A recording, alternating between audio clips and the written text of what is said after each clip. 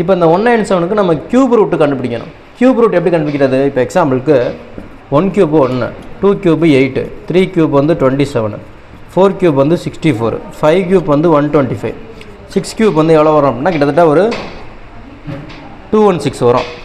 சரி, ஓகே. அப்போ 216க்கும் 125க்கும் இடையில தான் இந்த 197 இருக்க போகுது. இப்போ நான் என்ன பண்ணுறேன், 197 எடுத்து எழுதிக்கிறேன். 197 5 க்யூபுக்கும் 6 க்யூபுக்கும் இடையில தான் இருக்குது. அப்போ 5 க்யூப் வந்து 125, 6 க்யூப் வந்து 216. இப்போ 5க்கும் 6க்கு இடையில தான் இருக்குது 5 பாயிண்ட். இப்போ இந்த 216லேருந்து 125 கழிக்கிறேன். ஃபஸ்ட்டு இங்கேருந்து கழிக்கிறேன். கழிச்சோம்னா நமக்கு என்ன வருது அப்படின்னா 90 வரும். 91 வரும், அப்ராக்சிமேட்டாக 90. அடுத்து 197லேருந்து 125 கழிக்கிறேன். கிட்டத்தட்ட 72 வரும், 70. ஓகேங்களா? இப்போ கேன்சல் பண்ணுறோம். 0 0 கேன்சல் ஆயிரும். 7 9 கேன்சல் பண்ணால் நமக்கு என்ன வரும் அப்படின்னா 0.70 வரும். 6 9 54, 7 9 63, மிச்சம் 70 இருக்கும். மறுபடியும் 7 9 63. அப்போ 5.07 வருது.